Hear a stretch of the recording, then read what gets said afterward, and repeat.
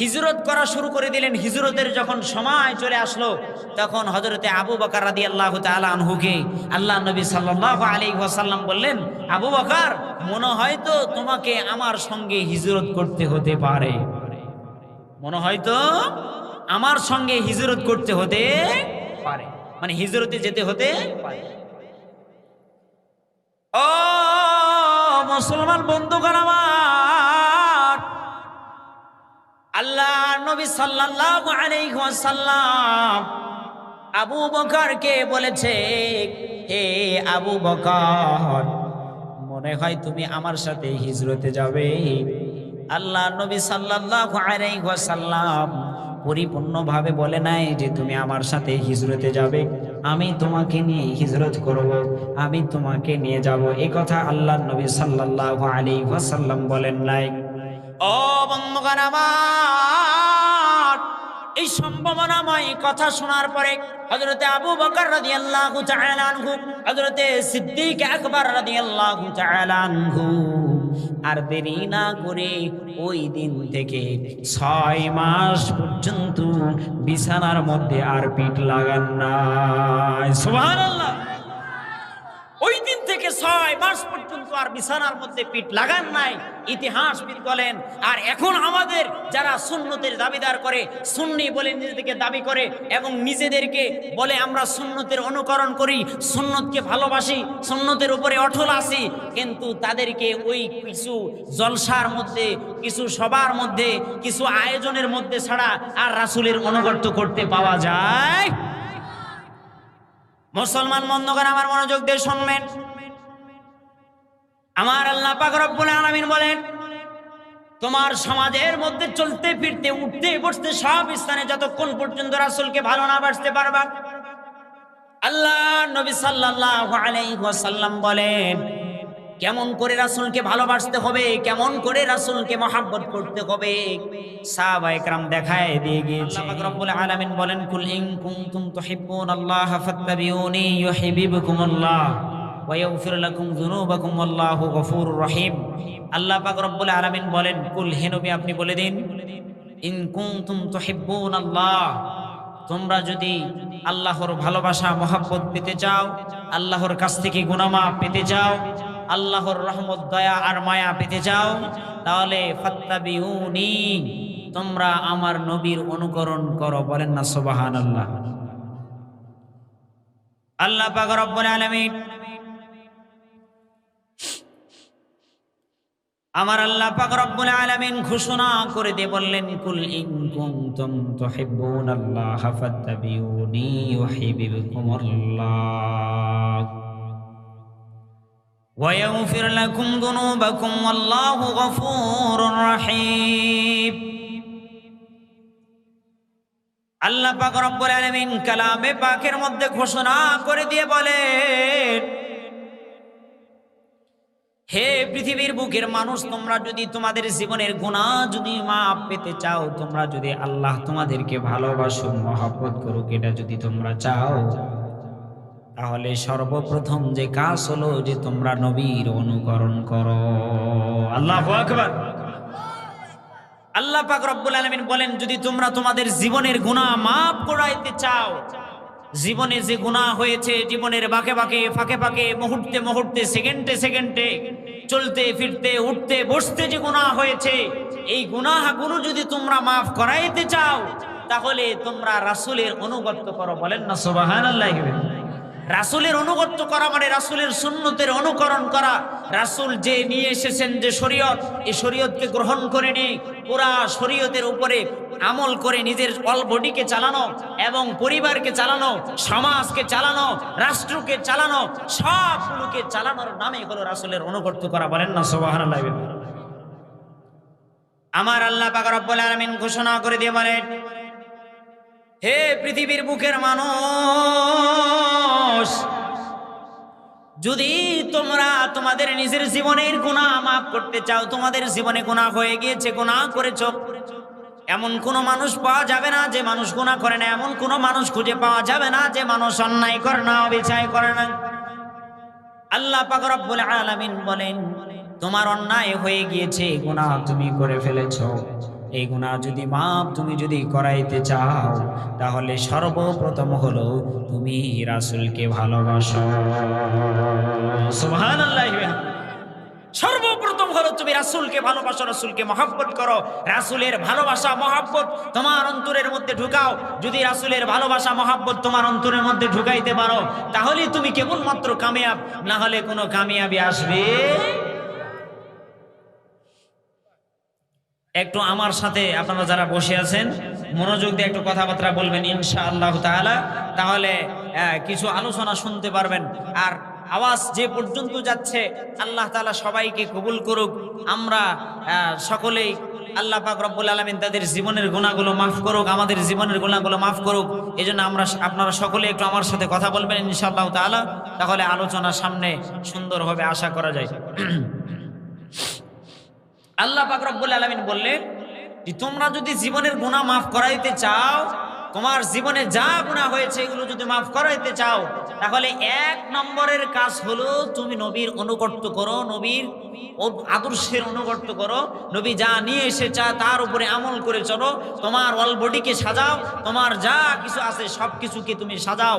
যদি এরকম করতে পারো, শুধু তাই নয় তুমি যে তোমার এই স্থানে সাজাবে এটা নয়, তোমার এই অল বডিতে সাজাবে শুধু তাই নয়, আল্লাহ পাক রব্বুল আলামিন ঘোষণা করে দিয়ে বলেন তোমার অল বডিতে শুধু সাজাইলে হবে না, আমি রব্বুল আলামিন এই কিতাবকে শুধু তোমাকে পড়ার জন্য দান করি নাই, এই কিতাব তুমি তোমার নিজের ঘরে বাস্তবায়ন করো, এই কিতাব তুমি তোমার সমাজে বাস্তবায়ন করো, এই কিতাব তুমি তোমার রাষ্ট্রীয় পর্যায়ে বাস্তবায়ন করো।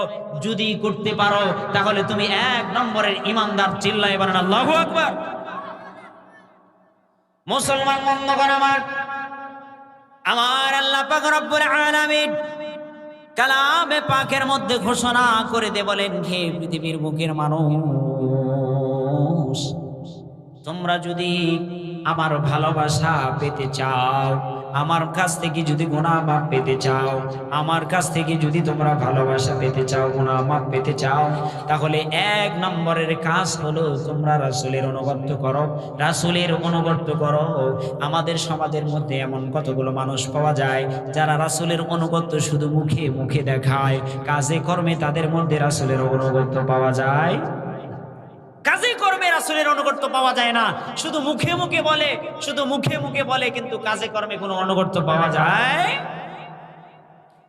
ও বন্ধুগণ আমার, যতক্ষণ পর্যন্ত আপনার পুরা ওয়াল বডির মধ্যে যদি রাসূলের অনুগত আপনি না করতে পারেন, যতক্ষণ পর্যন্ত আপনি আপনার সমাজের মধ্যে রাষ্ট্রীয়ভাবে আপনার পরিবারের মধ্যে যতক্ষণ পর্যন্ত রাসূলকে না বসাইতে পারবেন, আপনার চলার মধ্যে যতক্ষণ পর্যন্ত রাসূলকে না বসাইতে পারবেন, আপনার উঠার মধ্যে যতক্ষণ পর্যন্ত রাসূলকে না বসাইতে পারবেন, আপনার খাওয়ার মধ্যে যতক্ষণ পর্যন্ত রাসূলকে না বসাইতে পারবেন, আপনার সব কাজের মধ্যে যতক্ষণ পর্যন্ত রাসূলকে না বসাইতে পারবেন, আল্লাহ পাক রব্বুল আলামিন ঘোষণা করে দিয়ে বলেন, ও বান্দা তুমি মুমিন দাবি করো, তোমার এই ঈমানের দাবি কোনো কাজ হবে না।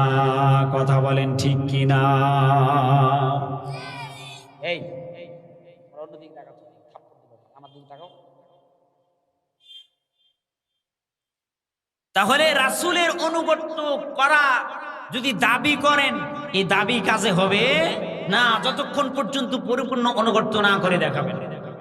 আবু বকর রাদিয়াল্লাহু তাআলা আনহু রাসূলের কেমন অনুগত করেছিলেন, রাসূলের ভালোবাসা প্রেম কেমন তার ভিতরে ছিল, আবু বকরের ভিতরে কেমন ভালোবাসা প্রেম ছিল, আল্লাহর নবী সাল্লাল্লাহু আলাইহি ওয়াসাল্লাম বলেছেন, এই সংক্ষিপ্ত ইতিহাস আমি আল বিদায়া ওয়ান নিহায়া কিতাবের মধ্য থেকে সংক্ষিপ্ত আকারে আমি আপনাদের সামনে বলেই আমি আমার আলোচনা শেষ করে দিব ইনশাআল্লাহ তাআলা।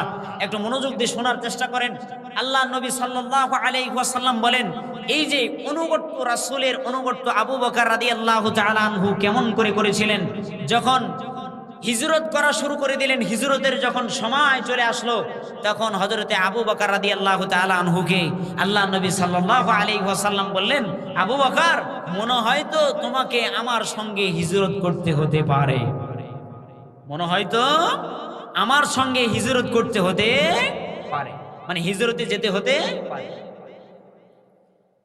ও মুসলমান বন্ধুগণ আমার, আল্লাহ নবী সাল্লাল্লাহু আলাইহি ওয়াসাল্লাম আবু বকরকে বলেছে, হে আবু বকর, মনে হয় তুমি আমার সাথে হিজরতে যাবে। আল্লাহ নবী সাল্লাল্লাহু আলাইহি ওয়াসাল্লাম পরিপূর্ণভাবে বলে নাই যে তুমি আমার সাথে হিজরতে যাবে, আমি তোমাকে নিয়ে হিজরত করব, আমি তোমাকে নিয়ে যাব, এই কথা আল্লাহ নবী সাল্লাল্লাহু আলাইহি ওয়াসাল্লাম বলেন নাই।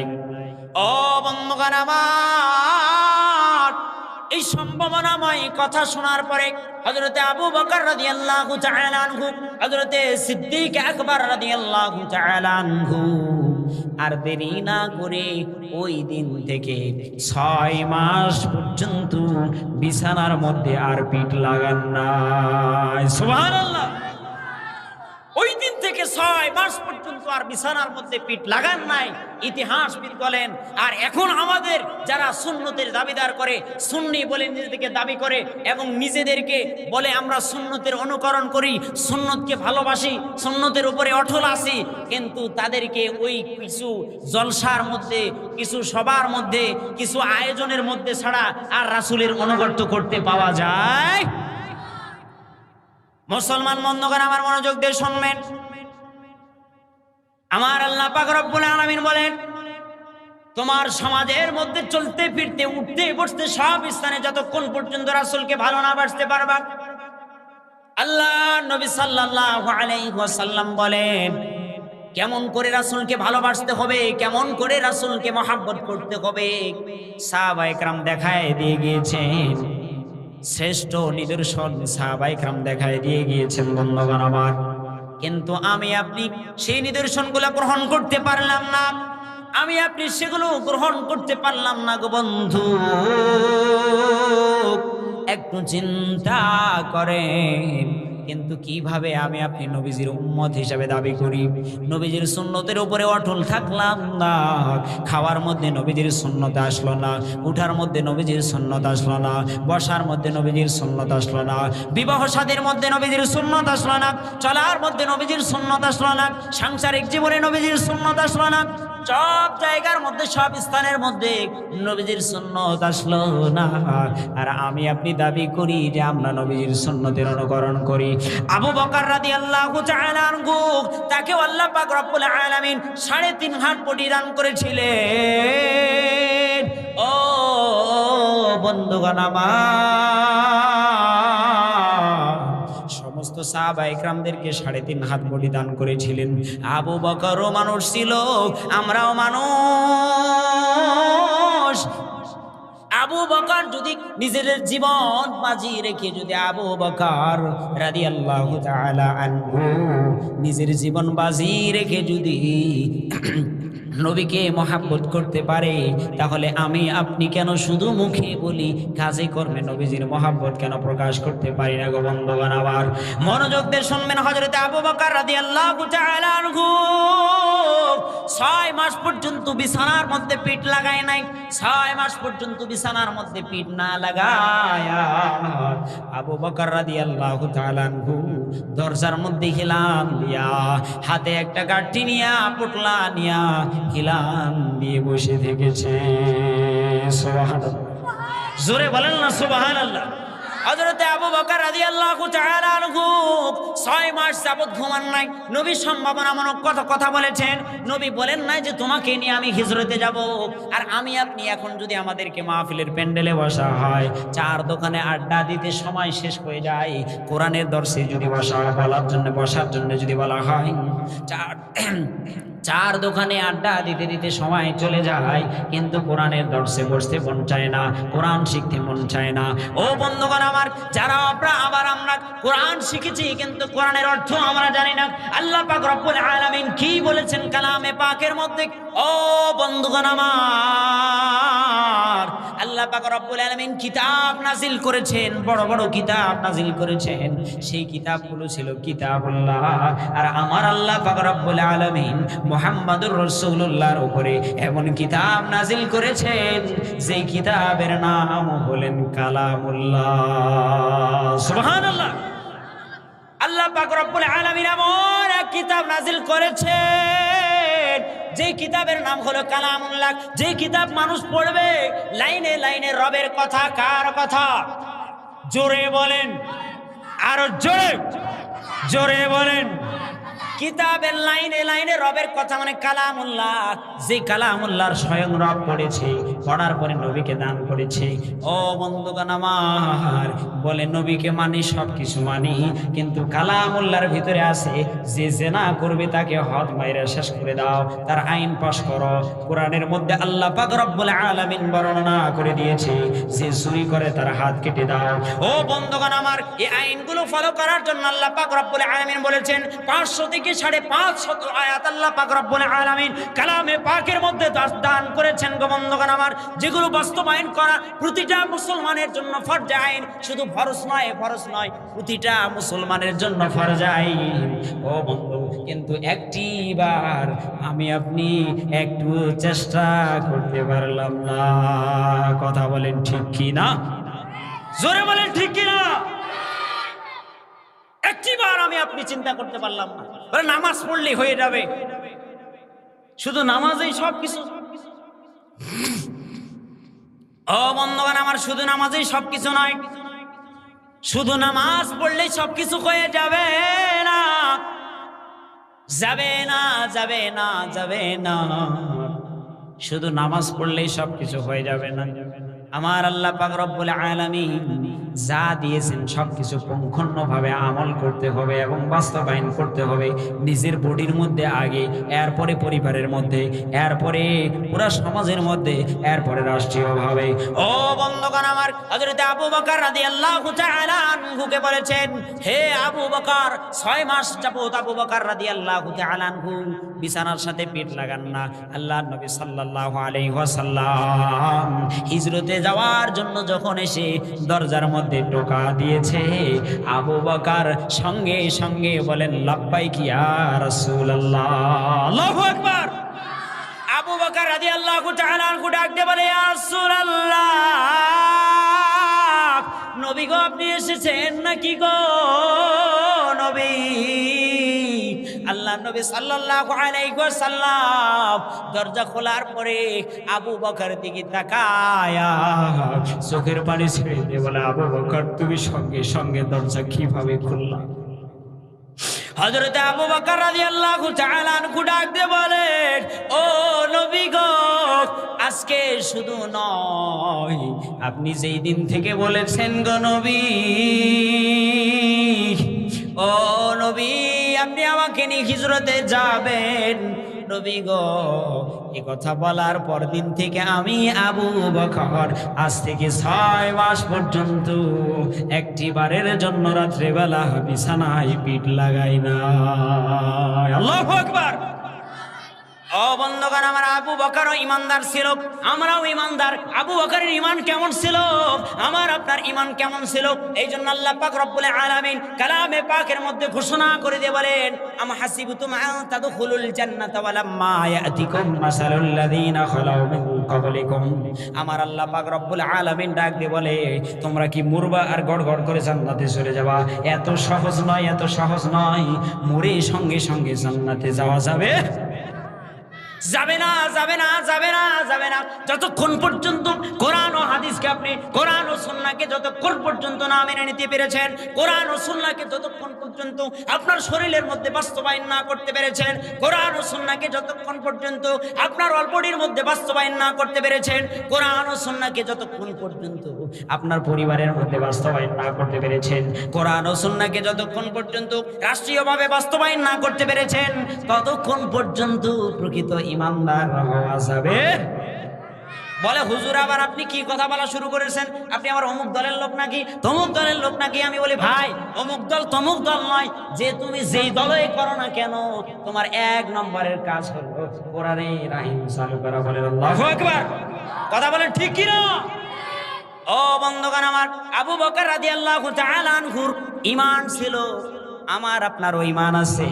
আমি কেমন ঈমানদার, আমরা আপনারা কেমন ঈমানদার, আবু বকর কেমন ঈমানদার? একটু জিকির করি, লা ইলাহা, জোরে।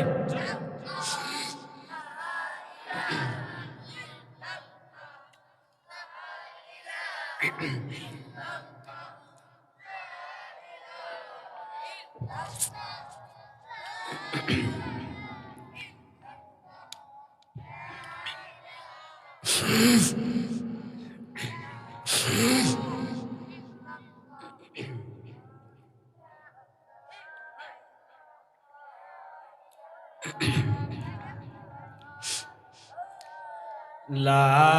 ইলাহা ইল্লাল্লাহ, লা ইলাহা ইল্লাল্লাহ, লা ইলাহা ইল্লাল্লাহ।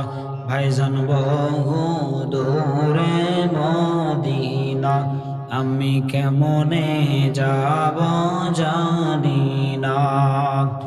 দয়া কর দয়ার আল্লাহ, দয়া কর দয়ার আল্লাহ, পুরা মনের বাসনা।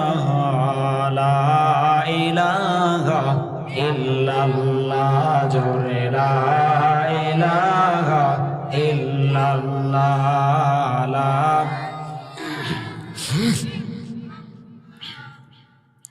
লা ইলাহা ইল্লাল্লাহু মুহাম্মাদুর রাসূলুল্লাহ সাল্লাল্লাহু আলাইহি ওয়াসাল্লাম। আবু বকর রাদিয়াল্লাহু তাআলা আনহু ডাকতে বলেন, হে আল্লাহর নবী, 6 মাস যাবত আমি বিছানার মধ্যে পিঠ লাগাই নাই, আমি না লাগাই আপনার জন্য দাঁড়িয়ে দাঁড়িয়ে থেকেছি গো নবী। ও নবী, আমি আপনার জন্য দাঁড়িয়ে থেকেছি গো নবী। আবু বকর রাদিয়াল্লাহু তাআলা আনহু বলেন, নবী চোখের পানি ছড়াই দিয়ে আবু বকরকে জড়ায় দিয়ে বলে, চলো আবু বকর, যেতে হবে, চলো চলো আবু বকর, যেতে হবে। ও বন্ধুগণ আমার, আবু বকর রাদিয়াল্লাহু তাআলা আনহুকে নিয়ে চলা শুরু করে দিলেন, চলা শুরু করে দিলেন। চলতে চলতে কি মর্মান্তিক অবস্থা বন্ধুগণ আমার।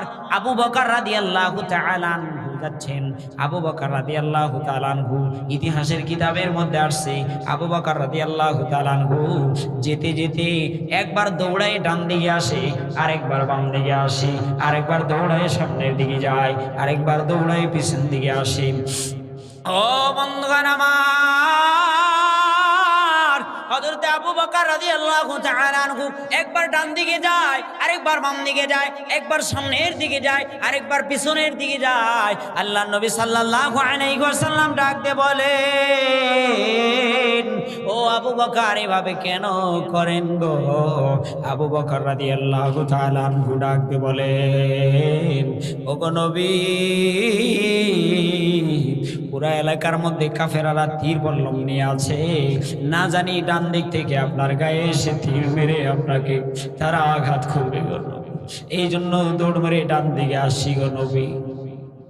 না জানি বাম দিক থেকে এসে আপনার গায়ে আঘাত করে তীর মেরে আপনাকে আঘাত করবে গো নবী, না জানি পিছন দিক থেকে কোনো তীর এসে আপনার গায়ে লেগে যায়, না জানি সামনের দিক থেকে কোনো তীর এসে আপনার গায়ে লেগে যায়। নবী গো, যদি কোনো দিক থেকে তীর এসে লেগে যায়, আমি আবু বকর থাকতে যদি আপনার গায়ে তীর লেগে আপনি যদি আহত হয়ে যান, আমি তো সহ্য করতে পারবো না। এই জন্য আমি আবু বকর একবার সামনের দিকে যাই, আরেকবার পিছনের দিকে যাই, একবার ডান দিকে যাই, আরেকবার বাম দিকে যাই।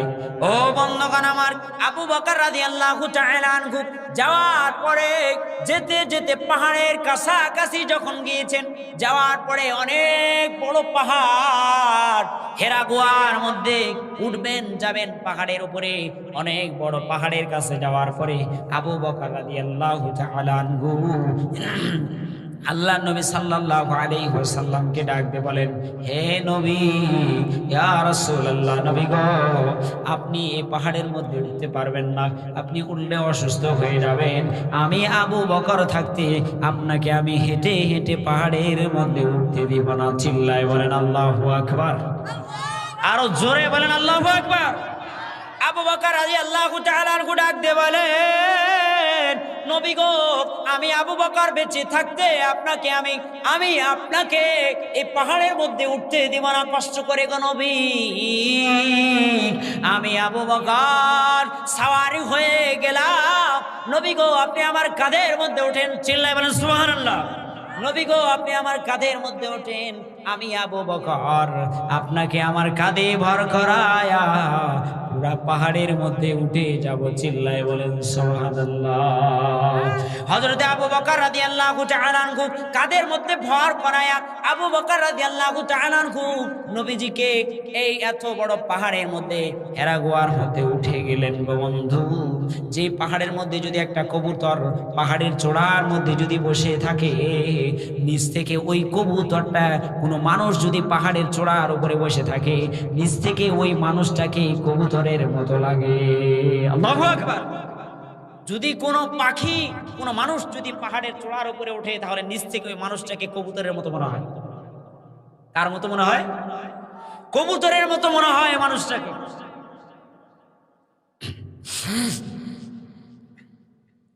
এত বড় পাহাড় হযরত আবু বকর রাদিয়াল্লাহু তাআলা আনহু নবীজিকে কাঁধে ভর করায়া আবু বকর রাদিয়াল্লাহু তাআলা আনহু এত বড় পাহাড়ের মধ্যে উঠলেন। ও বন্ধুগণ আমার, হাজিরা সে পাহাড়ে গিয়ে উঠতে গিয়ে হাঁপায় যায় গো বন্ধু। আবু বকর নবীকে কেমন ভালোবাসেন, নবীর প্রতি কেমন মায়া, কেমন ভালোবাসা। আমার আপনার ভালোবাসা কিঞ্চিত পরিমাণ তাদের সমান হবে না গো বন্ধু। যদি কোটি গুণে ভাগ করা হয় তারপরেও হবে না, হবে না, হবে না। ও বন্ধু মনোযোগ দিয়ে শোনো গো বন্ধুরা আমার, মনোযোগ দিয়ে শোনো। আবু বকর নবীকে ভালোবাসতেন, আমি আপনি নবীকে ভালোবাসার দাবিদার আমরা করি। আমরা আপনার সকলেই নবীকে ভালোবাসি বলি, কিন্তু আবু বকর নবীকে কেমন ভালোবাসতেন, কেমন মহব্বত করতেন, কেমন মায়া করতেন, কেমন দয়া করতেন। ও বন্ধুগণ আমার, হযরতে আবু বকর রাদিয়াল্লাহু তাআলা আনহু, আবু বকর রাদিয়াল্লাহু তাআলা আনহু পাহাড়ের চূড়ায় উঠে এরপরে গুহার মধ্যে যখন ঢুকবেন, নবীকে ডাক দিয়ে বলেন, ইয়া রাসূলুল্লাহ, নবী গো আমি আগে গুহার মধ্যে যে দেখে আসি, যদি কোনো সাপ বিচ্ছু থেকে যায়, আমি নবী সেগুলোকে সরাই দিয়ে তারপরে আপনার জন্য আরামগাহ তৈয়ার করে দিব। চিল্লায় বলেন সুবহানাল্লাহ, আরো জোরে বলেন সুবহানাল্লাহ।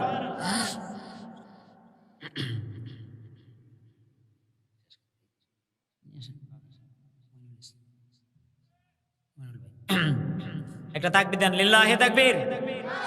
একটু জোরে লিল্লাহি তাকবীর। ও বন্ধুগণ আমার, আবু বকর রাদিয়াল্লাহু তাআলা আনহু পাহাড়ের চূড়ার মধ্যে গেলেন।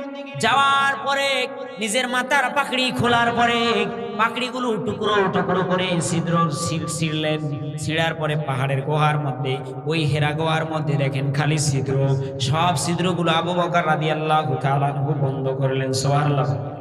সবগুলো বন্ধ করার পরে আবু বকর রাদিয়াল্লাহু তাআলা আনহু একটা ছিদ্র বন্ধ করবেন, আর কোনো কাপড় বাকি নাই, সব কাপড়গুলো শেষ হয়ে গিয়েছে গো বন্ধু। হযরতে আবু বকর রাদিয়াল্লাহু তাআলা আনহু নিজের পায়ের গোড়া আঙ্গুল দিয়ে ওই ছিদ্রটা চেপে ধরেছেন। বলেন সুবহানাল্লাহ। এরপরে আল্লাহর নবী সাল্লাল্লাহু আলাইহি ওয়াসাল্লামকে ডাক দিয়ে বলেন, নবী গো এবার আপনি আসেন, আপনার জন্য আমরা আরামগাহ তৈরি করেছি, আমি আপনার জন্য আরামগাহ তৈরি করেছি। আল্লাহর নবী আসলেন, আসার পরে আবু বকরের রানে মাথা দিয়ে ঘুমিয়ে পড়লেন। কিছুক্ষণ পর আবু বকর রাদিয়াল্লাহু তাআলা আনহু যে আঙ্গুলটা দিয়ে এই গুহার ওই ছিদ্রটা চেপে ধরেছিল গো বন্ধু, একটা সাপ, বিষধর একটা সাপ সেই পার মধ্যে দংশন করেছে, কামড় দিয়েছে। দেওয়ার পরে আবু বকরের পুরা শরীর বিষে জর্জরিত হয়ে গিয়েছে। আবু বকর নড়েও না, চড়েও না। ওই সময় নবীকে জিয়ারত করেন, ওই সময় নবীর দিকে তাকাচ্ছেন, নবীর দিকে দেখতেছেন, নবীর দিকে দেখতেছেন। আল্লাহর নবী সাল্লাল্লাহু আলাইহি ওয়াসাল্লাম বলেন, তিনটা আমলের কথা বলি। আল্লাহর নবী সাল্লাল্লাহু আলাইহি ওয়াসাল্লাম বলেন, কেউ যদি পিতা মাতার দিকে নেক নজরে তাকায়, আল্লাহর নবী বলেন সঙ্গে সঙ্গে তার আমল নামার মধ্যে একটা কবুল হজের সওয়াব দিয়ে দেওয়া হয়। সুবহানাল্লাহ। শুধু তাই নয়, আল্লাহর নবী সাল্লাল্লাহু আলাইহি ওয়াসাল্লাম বলেন, কেউ যদি কাবা শরীফের দিকে মায়া নজরে, দয়া নজরে যদি তাকায়, আল্লাহ নবী সাল্লাল্লাহু আলাইহি ওয়াসাল্লাম বলেন তার আমলনামার মধ্যে সঙ্গে সঙ্গে 20টা রহমত ঢেলে দেওয়া হয়। সুবহানাল্লাহ।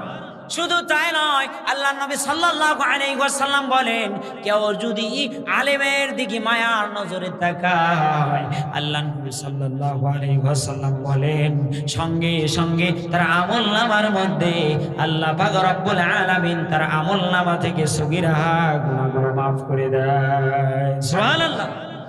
ও বন্ধুগণ আমার, আবু বকর রাদিয়াল্লাহু তাআলা আনহু নবীজির দিকে তাকায় আছেন, নবীজির জিয়ারত করতেছেন। নবীকে দেখে আবু বকরের মন ভরে না, কিন্তু পুরা শরীর বিষে জর্জরিত হয়ে গিয়েছে গো বন্ধু। হযরত আবু বকর রাদিয়াল্লাহু তাআলা আনহু পুরা শরীর যখন বিষে জর্জরিত হয়ে গিয়েছে গো বন্ধু, আবু বকর রাদিয়াল্লাহু তাআলা আনহু সহ্য না করতে পেরে চোখ দিয়ে বেয়ে এক ফোঁটা পানি আল্লাহ নবী সাল্লাল্লাহু আলাইহি ওয়াসাল্লামের গালের মধ্যে পড়েছেন। ও বন্ধুগণ আমার, পড়ার পরে আল্লাহ নবী সাল্লাল্লাহু আলাইহি ওয়াসাল্লামের নিদ্রা ভেঙে গিয়েছে। আল্লাহ নবী সাল্লাল্লাহু আলাইহি ওয়াসাল্লাম জাগ্রত হওয়ার পরে ডাক দিয়ে বলেন আবু বকর আপনি কাঁদেন কেন? কারণ কি? আবু বকর সবকিছু ছেড়ে হিজরতে আসছেন, এই জন্য আপনি কান্না করেন নাকি?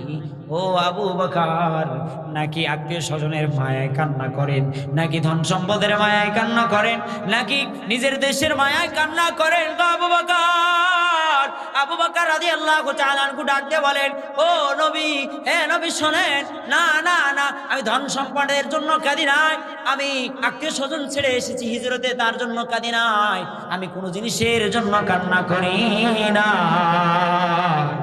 নবী গো, আমি আমার মাথার পাকড়ি দিয়ে সব ছিদ্রগুলো বন্ধ করেছি, বন্ধ করার পরে নবী গো আমি একটা ছিদ্র বাকি ছিল, এই ছিদ্রটা বন্ধ করতে পারি নাই। নবী গো আমি আমার পায়ের গোড়া আঙ্গুল দিয়ে সেই ছিদ্রটা চেপে ধরে রেখেছিলাম গো নবী, মনে হচ্ছে আমার এই বুড়া আঙ্গুলে একটা সাপ দংশন করতেছে। আল্লাহু আকবার। ও বন্ধুগণ আমার, আল্লাহ নবী সাল্লাল্লাহু আলাইহি ওয়াসাল্লাম বলে আবু বকর তাড়াতাড়ি পা সরান। পা হটান কেন? এখনো পা দিয়েছেন। আল্লাহ নবী সাল্লাল্লাহু আলাইহি ওয়াসাল্লাম পা সরালেন, পা হটালেন। হটানোর পরে দেখলেন সেই গর্ত থেকে আস্তা একটা বড় একটা সাপ বের হয়ে আসছে। বড় একটা আস্তা একটা সাপ বের হয়ে আসছে গর্ত থেকে।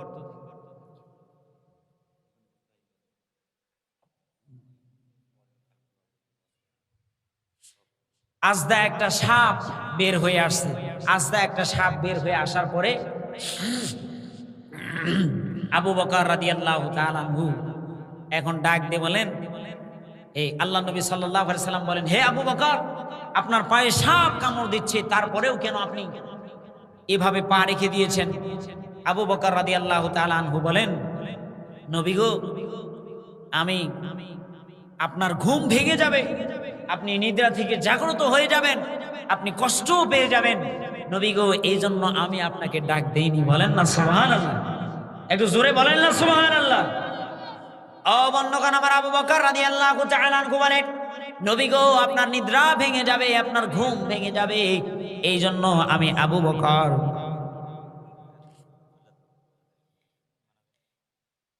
এই তোমরা কোন দিকে আছো? বসো।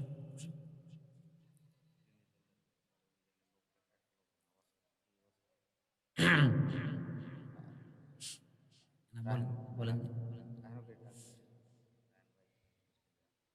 রায়হান ভাই আপনি কোথায় আছেন? একটু স্টেজে আসেন। আবু রায়হান ভাই আপনি কোথায় আছেন? একটু স্টেজে আসেন। একটা তাকবীর দাও জোরে সবাই, লিল্লাহি তাকবীর। আরো জোরে লিল্লাহি তাকবীর। হযরত আবু বকর রাদিয়াল্লাহু তাআলা আনহু কে আল্লাহ নবী সাল্লাল্লাহু আলাইহি ওয়াসাল্লাম বলেন, আবু বকর রাদিয়াল্লাহু তাআলা আনহু কে আল্লাহ নবী সাল্লাল্লাহু আলাইহি ওয়াসাল্লাম বলেন, হে আবু বকর কেন আপনি পা রেখেছেন? পা রেখে আপনার শরীরে পুরা বিষে জর্জরিত হয়ে গিয়েছে।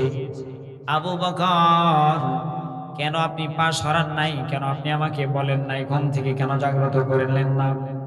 আবু বকর রাদিয়াল্লাহু তাআলা আনহু বলেন, নবী গো আমি যদি আপনাকে ঘুম থেকে জাগ্রত করি তাহলে তো নবী আপনি কষ্ট পেয়ে যাবেন, এই জন্য আমি আপনাকে ঘুম থেকে জাগ্রত করি নাই গো নবী। আবু বকর রাদিয়াল্লাহু তাআলা আনহু এই কথা বললেন। সাপকে আল্লাহ নবী সাল্লাল্লাহু আলাইহি ওয়াসাল্লাম শাস্তিছেন। সাপকে আল্লাহ নবী সাল্লাল্লাহু আলাইহি ওয়াসাল্লাম ধমক দিয়ে বলেন, হে সাপ, কেন তুমি আমার আবু বকরকে কামড় দিয়েছো? কেন তুমি আমার আবু বকরকে দংশন করেছো? আবু বকরকে কেন তুমি দংশন করেছো? আল্লাহ নবী সাল্লাল্লাহু আলাইহি ওয়াসাল্লাম সাপকে যখন ধমক দিচ্ছেন, সাপ ডাক দিয়ে বলে, সাপের জবান খুলে গিয়েছে গো বন্ধু। সাপ এবার ডাক দিয়ে বলে, হে আল্লাহর নবী, আমি আজকা থেকে গুহার মধ্যে নাই, আজ থেকে 100 বছর আগে নবী গো, আমি এক কিতাব ইয়ার পাশ দিয়ে যাচ্ছিলাম। তারা এক কিতাব তেলাওয়াত করতেছিল, আসমানি এক কিতাবে তেলাওয়াত করতেছিল, আমি তার পাশ দিয়ে যাচ্ছিলাম। নবী গো, আমি শুনেছি আপনি নাকি শেষ নবী, আখেরি নবী, আপনি পৃথিবীর বুকে আসবেন। আখেরি নবী, আপনি পৃথিবীর বুকে আসবেন, আপনি সমস্ত নবীর জন্য রহমত হিসাবে পৃথিবীর বুকে আসবেন। নবী গো, আমি এই কথা শোনার পরে আমি আপনাকে দেখার জন্য আমি খেয়ে না খেয়ে, নবী গো, আমি এই গর্তের মধ্যে 1 বছর 2 বছর নয় গো নবী, আমি